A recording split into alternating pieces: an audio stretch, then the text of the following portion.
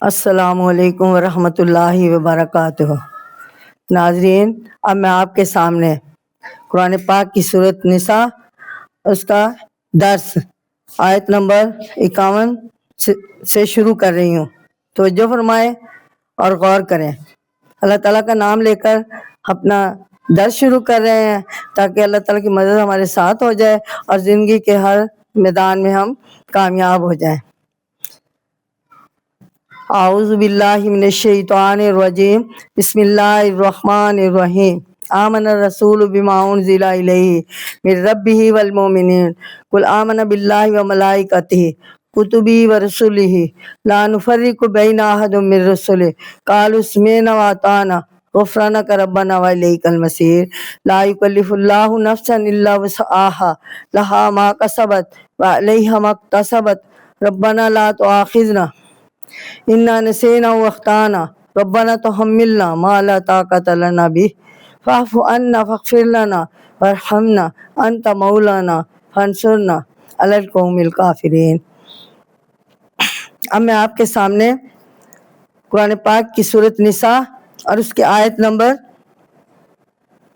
51 اور 52 کے بعد دیگر دو آیات کا ترجمہ و تفسیر پیش کروں گی۔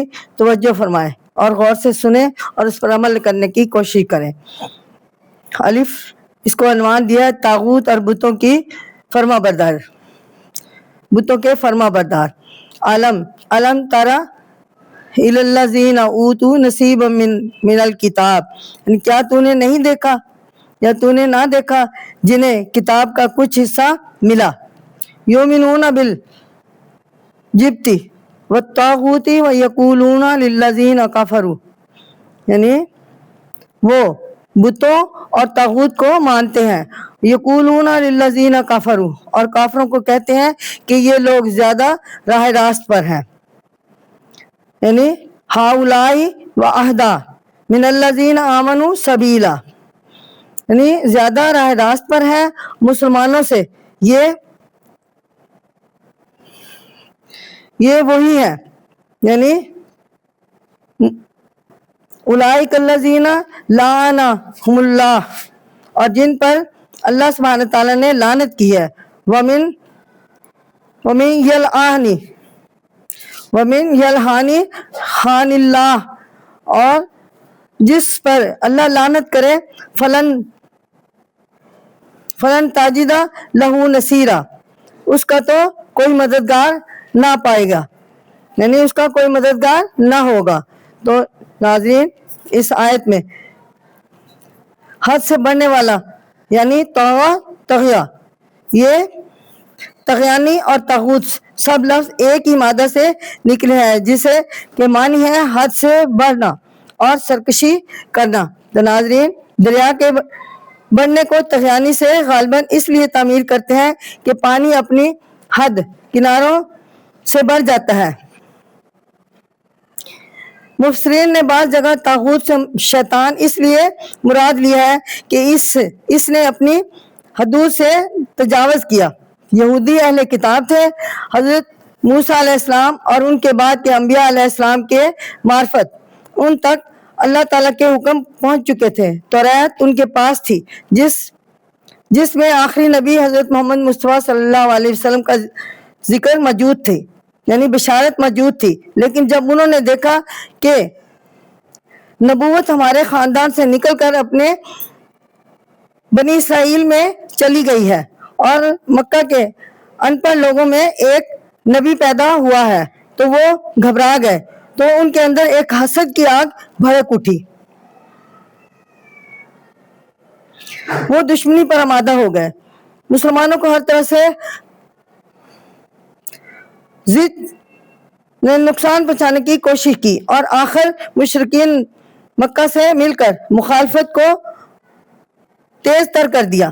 اس اہل کتاب ہونے اور اللہ تعالیٰ کی وحدانیت اور رسول اکرم صلی اللہ علیہ وسلم کی صداقت کو جانتے بوجھنے کے باوجود محض مشرکین کی خوشنودی کے لیے یہاں تک کہہ دیا کہ تمہارا دین مسلمانوں کے دین سے بہتر ہے۔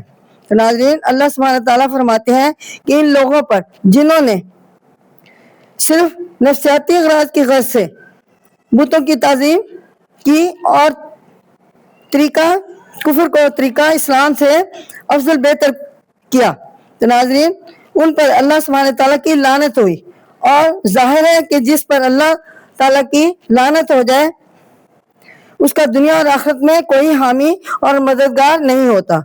تو ناظرین اب میں آپ کے سامنے قرآن پاک کی سورۃ نساء اور اس کی آیت نمبر 53 تا 54 جس کا ترجمہ بھی تفسیر پیش کر رہی ہوں، ذرا غور سے سنیں۔ اس کو عنوان دیا یہودیوں کی محرومی۔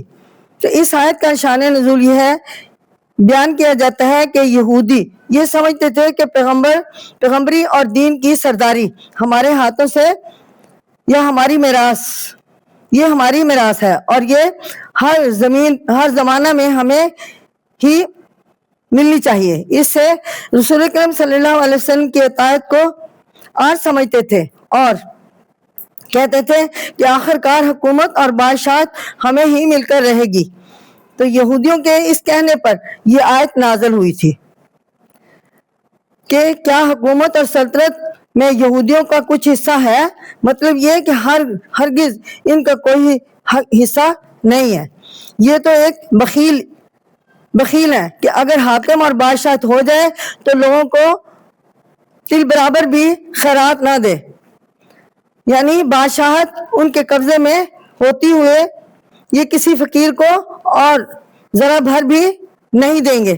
تو ناظرین پھر اللہ سبحانہ تعالیٰ نے یہ دریافت فرمایا کہ آیا یہودی اس بات سے حسد کرتے ہیں کہ اللہ سبحانہ تعالیٰ اور حضرت محمد مصطفیٰ صلی اللہ علیہ وآلہ وسلم کے ساتھیوں پر فضل اور انعام کیا ہے، اس پر حسد کرنا ان کی بالکل بےہودگی ہے، کیونکہ ہم نے حضرت ابراہیم علیہ السلام کے گھرانے میں کتاب، علم اور عظمت اور سلطنت عطا کی ہے، اور اب یہ آپ کو یعنی حضرت ابراہیم کے گھرانے کو ہی حاصل ہے۔ پھر یہودیوں کے لیے اس پر حسد اور انکار کرنا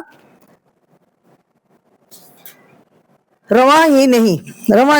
جب یہودیوں پر یہ بات واضح ہو گئی تھی کہ رسول اکرم صلی اللہ علیہ وسلم سچے پیغمبر ہے اور قرآن مجید اللہ تعالیٰ کا کلام ہے، اللہ تعالیٰ کا برحق کلام ہے، اور تو پھر حسد اور بغض رکھنے کی بجائے ان کے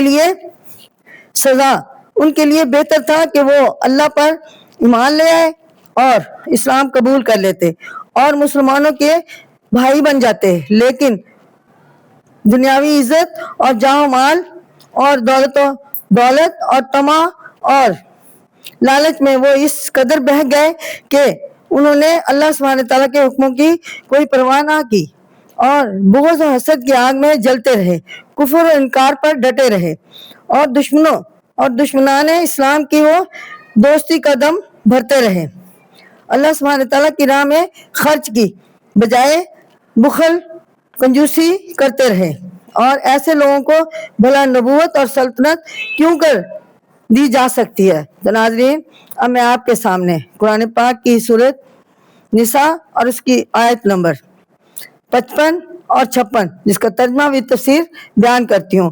دوزخ کا عذاب یہ اس کا عنوان ہے، یعنی فَمِنْهُمْ مَنْ آمَنَ بِهِ فَمِنْهُمْ مَنْ صَدَّعَنَهُ، پھر ان میں سے کسی نے اسے مانا اور کوئی اس سے ہٹا رہا۔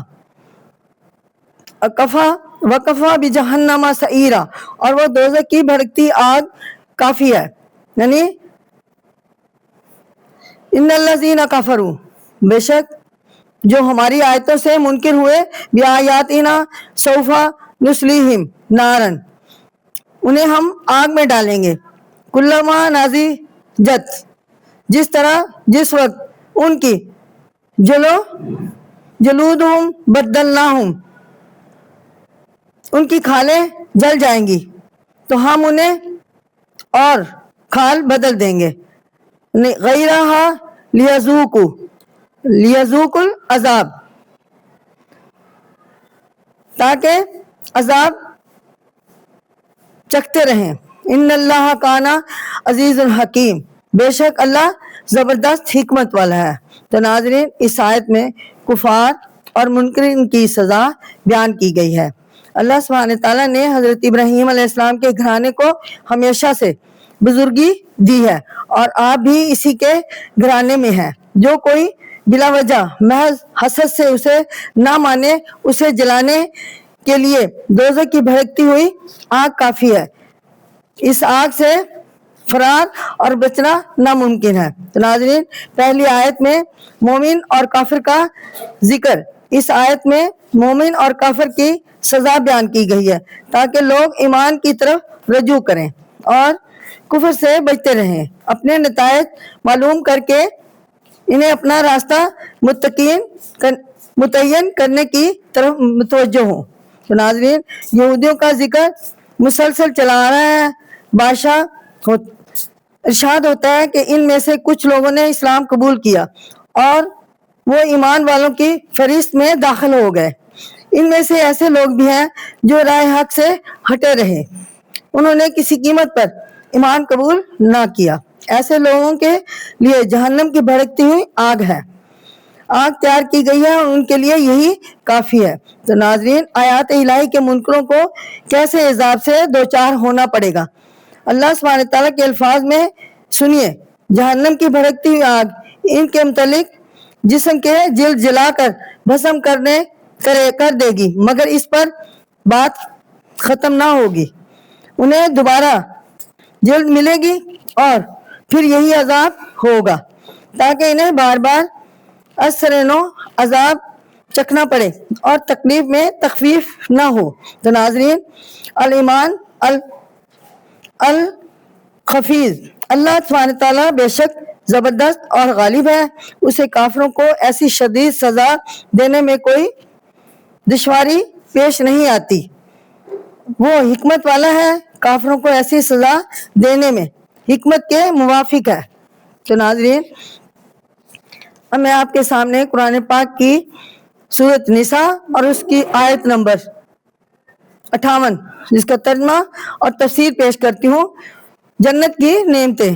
تو ناظرین، منکرین حق کو سزا اور عذاب کے ذکر کے بعد اب صاحب ایمان لوگوں کی جزا اور اجر کی بشارت کا ذکر ہے۔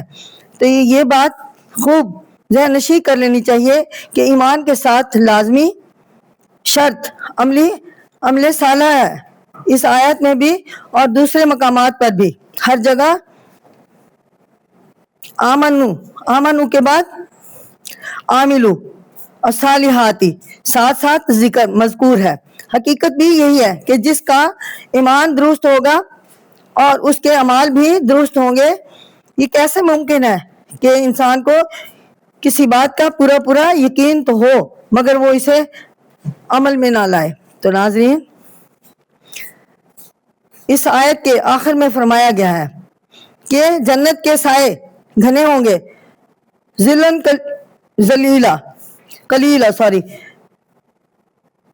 کلیلہ ہے لفظ، یعنی وہاں سورج کی تپش، جھلستی ہوئی دھوپ اور گرمی کی مصیبت نہ ہوگی، بلکہ ایماندار اور نیکوکار مزے، چین اور آرام کی زندگی پائیں گے اور وہ اللہ سے خوش ہوں گے اور اللہ ان سے خوش ہوگا۔ تو ناظرین،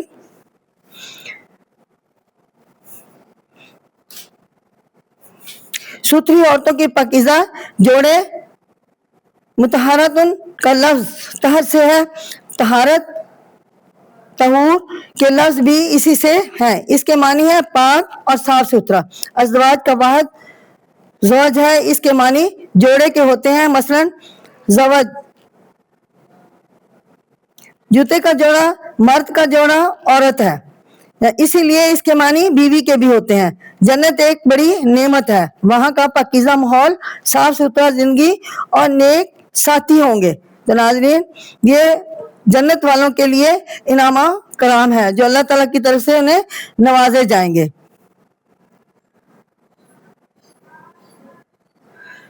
یعنی منکرین حق کو سزا اور عذاب کے ذکر کے بعد اللہ سبحانہ تعالیٰ نے جنت کا واحد قرار دیا ہے۔ جنت کے معنی ہے گھنے درختوں سے چھپی ہوئی جگہ، یعنی ایسا باغ جس میں درخت بہت ہوں، پر یہ وہ ابدی نعمت ہے جو نیکوکاروں کا ٹھکانہ ہوگی. اس کے نعمتیں سدا بہار ہوں گے اور یہاں کی زندگی ہمیشہ ہمیشہ ہوگی. اسے نہ کبھی زوال ہوگا نہ خاتمہ. ابدا ابدن کہ لفظ صرف جنت اور اس کی نعمتوں کے لیے استعمال ہوئے ہیں. تو ناظرین، اب میں آپ کے سامنے قرآن پاک کی سورۃ نساء اور اس کی آیت نمبر 58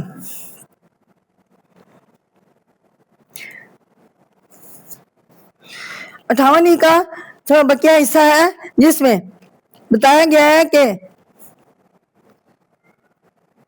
اس کا ترجمہ ہے والذین آمنوا وعملوا الصالحات سندخلہم، یعنی اور جو لوگ ایمان لائے اور انہوں نے نیک عمل کیے البتہ ہم انہیں باغوں جنت تجری من تحتہا الانہار خالدین فیہا ابدا، انہیں باغوں میں داخل کریں گے جن کے نیچے نہریں بہتی ہوں گی اور وہ ان میں ہمیشہ رہیں گے. لہم فیہا ازواج مطہرۃ، اور ان کے لیے وہاں ستھری عورتیں ہوں گی. وندخلہم ظلا ظلیلا، اور انہیں ہم گھنی چھاؤں میں داخل کریں گے. اور اسی عنوان کے تحت ایمانتے اور عدل و انصاف عنوان کے تحت اسی آیت کا تھوڑا بقیہ حصہ ہے ان اللہ یامرکم ان تؤتوا الامانات انی، بے شک اللہ تمہیں دیتا ہے کہ ایمانت والوں کو ان کی ایمانتیں اہلیہا واذا حکمتم پہنچا دو. وہ جب لوگوں میں فیصلہ کرے گا بین الناس ان، یعنی وائزہ، اور جب حکمتم بین الناس، جب وہ لوگوں میں فیصلہ کرنے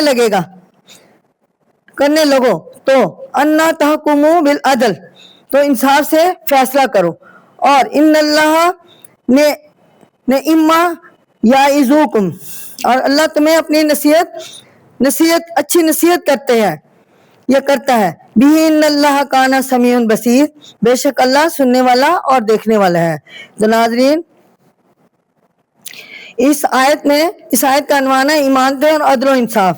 تو اللہ سبحانہ تعالیٰ یہودیوں کی عادت تھی کہ ایمانت میں خیانت کرتے، مگر جھگڑوں کا فیصلہ کرتے وقت رشوت وغیرہ کے لے کر رعایت اور جانبداری کے کر دیتے، فیصلہ انصاف کے خلاف کر دیتے.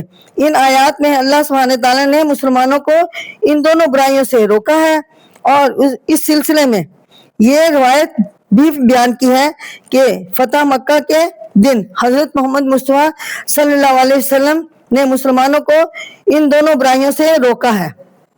اس سلسلے میں یہ روایت بھی بیان کی جاتی ہے کہ فتح مکہ کے دن حضرت محمد صلی اللہ علیہ وسلم نے خانہ کعبہ کے اندر داخل ہونا چاہا.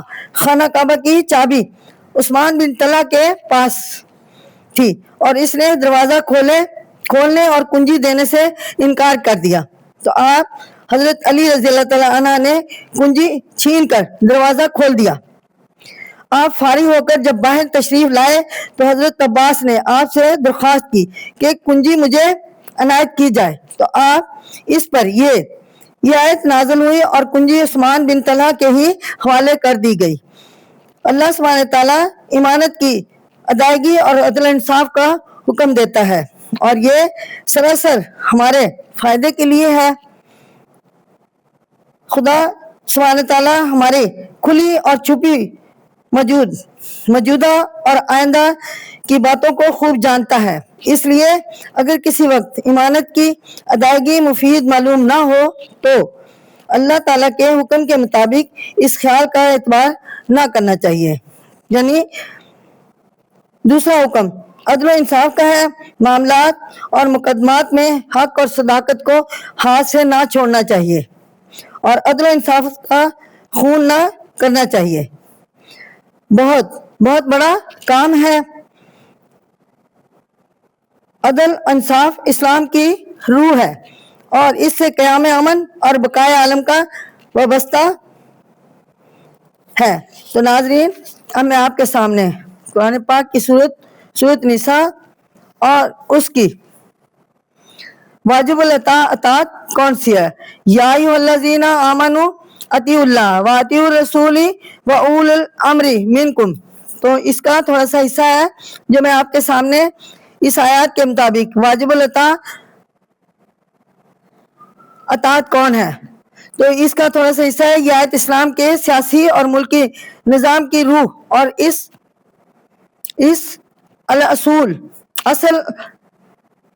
اصول کی کنجی ہے. اس آیات میں ایک بہت ہی اہم مسئلہ بتایا گیا ہے، یعنی انسان اپنی زندگی کے معاملات میں کسی کو کہاں مانے، کس کی فرما برداری اور اطاعت کرے. تو ناظرین، اس قدر اہم اور اصول بات کو ایک جملے میں بیان کر دینا کلام اللہ کا معجزہ ہے. یعنی اگر ہم اس فکرے کی ترتیب پر نظر رکھیں تو بے شمار غلط فہمیاں اور خرابیاں دور ہو جاتی ہیں، اور وہ بندھنیں جو انسانوں نے اپنے اوپر ٹھونس لی ہیں ٹوٹ جاتی ہیں. تو ناظرین، حکم ہوتا ہے کہ اے ایمان والو، اللہ سبحانہ تعالیٰ کی اطاعت کرو، واطیعوا اللہ، اور اس کی اطاعت کرو. رسول صلی اللہ علیہ وسلم کی اطاعت کرو، واطیعوا رسول. نمبر 3 ہے حاکم کی اطاعت کرو جو تم میں سے ہو، اول الامر منکم. اللہ کی اطاعت اس کے پیچھے اس کے بھیجے ہوئے قانون کے ذریعے سے ہوگی. اسی لیے اس نے سورۃ نساء میں اس نے ہر زمانہ میں اپنی مرضی سے بندوں کو آگاہ کیا. جس نے اس کے حکموں کو مانا اور وہ کامیاب رہا اور نجات پائی. رسول اکرم صلی اللہ علیہ وسلم کی اطاعت ان کے کردار، گفتار اور رفتار کی پیروی کی صورت میں ہوگی. ہر بستی اور ہر قریہ میں اللہ سبحانہ تعالیٰ کی طرف سے رسول آئے، اور ان کے بعد حضرت محمد مصطفیٰ صلی اللہ علیہ وآلہ وسلم ختم النبیین مرسلین بن کر آئے. جو رسول اللہ صلی اللہ علیہ وسلم کے اسوہ حسنہ پر چلے گا کامیاب اور کامران ہوگا اور اللہ کا محبوب بنے گا. تو ناظرین، ہمارے علماء نے بڑے بڑے جابر اور زبردست بادشاہوں کی مخالفت کھلم کھلا کی اور ان کی غیر اسلامی قوانین کے سامنے سر نہ جھکایا. اس کے نتیجہ میں کتنی ہی تکلیف برداشت کرنا پڑی. تو ناظرین، اب میں آپ کے سامنے قرآن پاک کی سورۃ نساء اور اس کی آیت نمبر 69 جس کا ترجمہ تفسیر آپ کے سامنے پیش کر رہی ہوں. اختلاف کی صورت میں فیصلہ. فَإِنَّ تَنَازَعْتُمْ فِي شَيْءٍ فَرُدُّوهُ إِلَى اللَّهِ. پھر اگر کسی چیز میں جھگڑو یا جھگڑ پڑو تو اسے اللہ اور اس کے رسول یعنی إِلَى اللَّهِ وَرَسُولِهِ إِن كُنتُمْ تُؤْمِنُونَ بِاللَّهِ وَالْيَوْمِ الْآخِرِ. اللہ اور اس کے رسول کی طرف رجوع کرو اگر تم ایمان رکھتے ہو اور اللہ سبحانہ تعالیٰ پر اور قیامت کے دن پر، یعنی وَيَوْمِ بِالْآخِرِ اور قیامت کے دن پر. یعنی یقین اگر آپ کا ہے، یقین رکھتے ہو اللہ پر اور قیامت کے دن پر، اور یہ بات اچھی ہے. ذالک خیرٌ، یہ بات بہت اچھی ہے. احسن تاویلا، اور اس کا انجام بہت بہتر ہے. تو اس آیت کے مطابق اللہ سبحانہ تعالیٰ فرماتے ہیں کہ اگر تم میں اور تمہارے احکام میں کسی بات پر اہم اختلاف ہو جائے کہ حاکم کا حکم اور اسلام کی منشا کے موافق ہے یا مخالفت، تو اسی معاملے کو اللہ تعالیٰ کی کتاب اور رسول اکرم صلی اللہ علیہ وسلم کی سنت کی طرف رجوع کر کے طے کر لیا کرو کہ وہ حکم فی الواقع اللہ اور اس کے رسول کے موافق ہے یا مخالف. تو پھر جو بات طے ہو جائے اسی کو متفق طور پر صحیح اور درست سمجھنا چاہیے. اور اگر تمہارے اللہ اور قیامت پر ایمان ہوگا، یعنی اگر تمہارا اللہ اور قیامت پر ایمان ہوگا تو وہ اختلاف کی صورت میں ضرور اللہ سبحانہ تعالیٰ اور رسول اللہ صلی اللہ علیہ وسلم کے حکم کی طرف رجوع کرنے کا تقاضا کرے گا، اور یہی ان کی مخالفت سے ڈرنے پر آمادہ کرے گا. تو ناظرین، اس سے معلوم ہو گیا کہ جو شخص اللہ اور اس کے رسول صلی اللہ علیہ وسلم کے حکم سے بھاگے گا وہ مسلمان نہیں ہوگا. اور اسی طرح اس لیے اگر وہ مسلمان آپس میں جھگڑیں ان میں سے ایک نے کہا چلو شریعت کی طرف رجوع کریں، تو دوسرے نے کہا میں شریعت کو کچھ نہیں سمجھتا یا مجھے شروع سے کوئی سروکار نہیں، تو شرع سے کوئی شروکار نہیں۔ تو ناظرین، تو وہ مومن ہی نہیں، ورنہ وہ ایسی بات کیوں کہتا؟ اللہ سبحانہ تعالیٰ فرماتے ہیں کہ اپنے اختلافات اور جھگڑوں کو اللہ اور رسول کی طرف رجوع کرو گے اور ان کی اطاعت کرو گے تو یہ تمہارے حق میں بہتر ہوگا۔ آپس میں جھگڑنے یا اپنی رائے کے موافق فیصلہ کرنے کی نسبت خدا اور اس کے رسول صلی اللہ علیہ وسلم کی طرف رجوع کرنے کا انجام بہتر ہے۔ آج ہم دیکھتے ہیں کہ مسلمان آپس میں بڑے جھگڑتے ہیں اور قرآن مجید میں سے فیصلہ حاصل کرنے کے بجائے غیر اسلامی قوانین کی طرف رجوع کرتے ہیں۔ تو ناظرین، اس کی وجہ صرف یہ ہے کہ ان کی نظر عارضی اور قریبی نتائج پر ہوتی ہے۔ انہیں یہ معلوم نہیں کہ اس طرح ان کی عاقبت بگڑتی ہے۔ اگر اللہ سبحانہ تعالیٰ کا حکم مانے تو ان کا انجام نسبتاً بہتر ہوگا۔ تو ناظرین، اب میں آپ کے سامنے قرآن پاک کی سورۃ نساء اور اس کی آیت نمبر 60 جس کا ترجمہ بھی تفسیر بیان کرتی ہوں، ذرا غور فرمائے۔ حضرت سلم کا فیصلہ، تو الم تری الی الذین یزعمون منہم آمنوا، کیا تو نے نہیں دیکھا جو دعویٰ کرتے ہیں کہ ہم ایمان لائے، بما انزل الیک وما انزل من قبلک یریدون، کہ ان پر جو تیری طرف اترا اور تجھ سے پہلے اترا تھا۔ تو ناظرین، یریدون ان یتحاکمون الی الطاغوت، چاہتے ہیں کہ قضیہ شیطان کی طرف سے لے جائے، وقد امروا ان یکفروا بہ، اور انہیں حکم ہو چکا ہے کہ ان کو نہ مانے، ویریدون الشیطان ان یضلہم ضلالا بعید، اور شیطان چاہتا ہے کہ انہیں بہکا کر رکھ۔ تو ناظرین، اس آیت کی تفسیر کچھ ایسے ہے کہ یہودی عام طور پر مقدمات کا فیصلہ کرتے وقت رشوت وغیرہ لے کر بے جا رعایت اور جانبداری کرتے، یہ ان کی عادت تھی۔ مدینہ کے اکثر لوگ منافق اپنا معاملہ یہودیوں کے عالموں کے پاس لے جایا کرتے تھے، لے جانے کی، اور وہ ان کی رعایت کے کر دیں گے۔ وہ حضرت محمد مصطفیٰ صلی اللہ علیہ وسلم کے پاس نہ آتے کہ آپ حق کے مطابق فیصلہ کریں گے، تو ناظرین، اور کسی کی رعایت نہ کریں گے۔ ایک مرتبہ ایک یہودی اور ایک منافق کا کسی معاملے میں باہم جھگڑا ہو گیا۔ یہودی سچا تھا، اس نے کہا کہ چلو پیغمبر صلی اللہ علیہ وسلم سے فیصلہ کروائیں، تو ناظرین، منافق جھوٹا تھا، اس لیے اس بات پر زور دیا کہ یہ معاملہ یہودی کے عالم کعب بن اشرف کے پاس لے جانا چاہیے۔ آخر وہ دونوں آپ کی خدمت میں جھگڑا لے کر آئے، آپ نے یہودی کے حق میں فیصلہ فرما دیا۔ منافق وہاں سے باہر نکل کر یہودی سے کہنے لگا مجھے یہ فیصلہ منظور نہیں، حضرت عمر کے پاس چلو اور وہ جو فیصلہ کر دیں گے مجھے منظور ہے۔ یہودی اور منافق دونوں حضرت عمر کے پاس آئے اور اپنا معاملہ کیا سنایا۔ جب حضرت عمر رضی اللہ تعالیٰ عنہ کو یہودی کی زبانی معلوم ہوا کہ یہ جھگڑا حضرت صلی اللہ علیہ وسلم کی خدمت میں پیش ہو چکا ہے اور آپ اس معاملے میں یہودی کو جتا چکے ہیں، تو حضرت عمر رضی اللہ تعالیٰ عنہ نے تلوار کھینچ لی اور اس منافق کو قتل کر دیا، اور فرمایا کہ جو نبی کریم صلی اللہ علیہ وسلم کا فیصلہ نہ مانے اس کا فیصلہ اس طرح ہونا چاہیے۔ منافق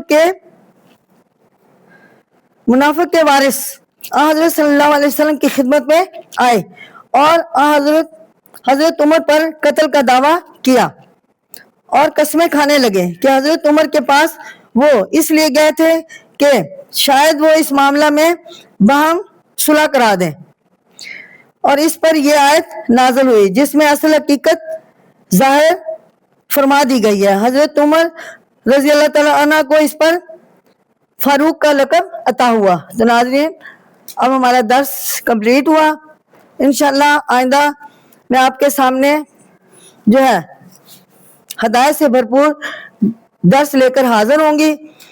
اس وقت تک کے لیے انتظار کیجیے، اور اللہ سبحانہ تعالیٰ ہمیں آشنائی عطا فرمائے اور ہمیں جو ہے توفیق عطا فرمائے کہ ہم اچھے سے اچھے آیات کا ترجمہ اور تفسیر درس لے کر آپ کی خدمت میں حاضر ہوں، اور مجھے آپ کو سمجھانے اور آپ کو سمجھنے کی توفیق عطا فرمائے، اور مجھے آپ کی خدمت میں جو ہے مزید درس دینے کی ہدایت عطا فرمائے، آپ کو سننے کی اور مجھے سنانے کی توفیق عطا فرمائے، آمین ثم آمین۔ آئندہ درس تک کے لیے اجازت دیں، اجازت۔ السلام علیکم ورحمۃ اللہ وبرکاتہ۔